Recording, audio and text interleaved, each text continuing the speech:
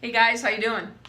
You know what? We have one idea that's going to absolutely revolutionize how you work with your customers. Make you more successful in the holiday time. Actually, make you more successful anytime during the year. A powerful tool you can implement right now, and it will cost you nothing to do. One thing. Okay. We call it asking the big question. Here's how it goes. So every day, when you're talking with customers, you're having a conversation, you're on the sales floor, you could even be sending a letter, you can add it in a written form. You say to them, what one thing could we do to, and then you fill in the blank. What one thing could we do to make it more convenient to shop here? What one category could we add? What one thing could we do to make it more convenient? We don't know what those one things are, but you do because you know your customers and your store. And you know what? They'll take the time to tell you. And if you're perfect, they'll say, I don't know, you're really good. It doesn't matter what they say. But here's the point. Well, it matters if you say, what one thing could we do to make it more pleasurable to shop in our store? And they go, yes. Start again. That's what you do. All right, I interrupted you. Yeah. It's good though, huh? I interrupted Rich. Woo, woo. Okay, back to track. So you asked the question, what one thing could we do? Have every one of the people in the store do exactly the same thing. Mm-hmm. And have them write down in a little notebook what they hear when they ask that from customers. At the end of a week, or at the end of 2 weeks, but I'd say a week, start grabbing the notebooks from them and just say, and start cataloging what's being said. Here's the gold. The gold is this.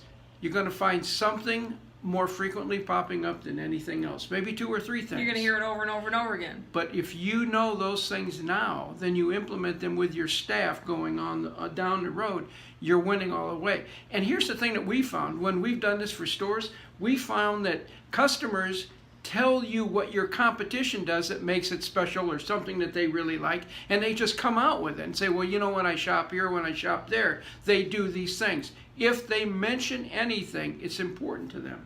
Yeah, let me give you a perfect example that we share in our presentation. So Rich and I have talked about this, what one thing could we do? We call it asking our big question.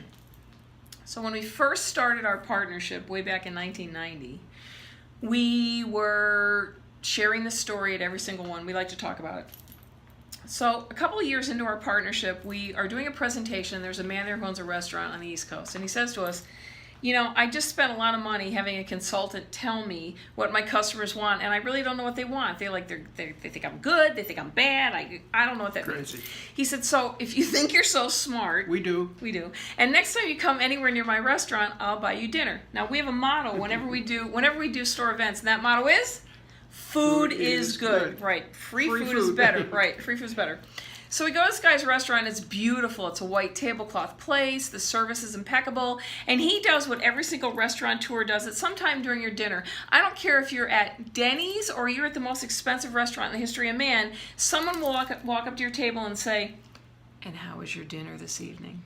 And what do you always say? Fine. Yeah, good, right? Fine. You want to finish your dinner, your conversation, want that person to go away. So you go, fine. Could be the worst thing you've ever eaten, but you go, fine. So we said to him, start asking, what one thing could we do to make your dining experience more pleasurable? We finished our lovely meal, we went home. I want to say it wasn't even 3 days later when he called up and he said, you wouldn't believe what I found out. It already paid. It already paid for itself. What'd you find out? He said, well, my restaurant is known for these wonderful, chewy raisin buns, kind of like Cinnabon. Yep. And I started hearing from people that they were a little hard.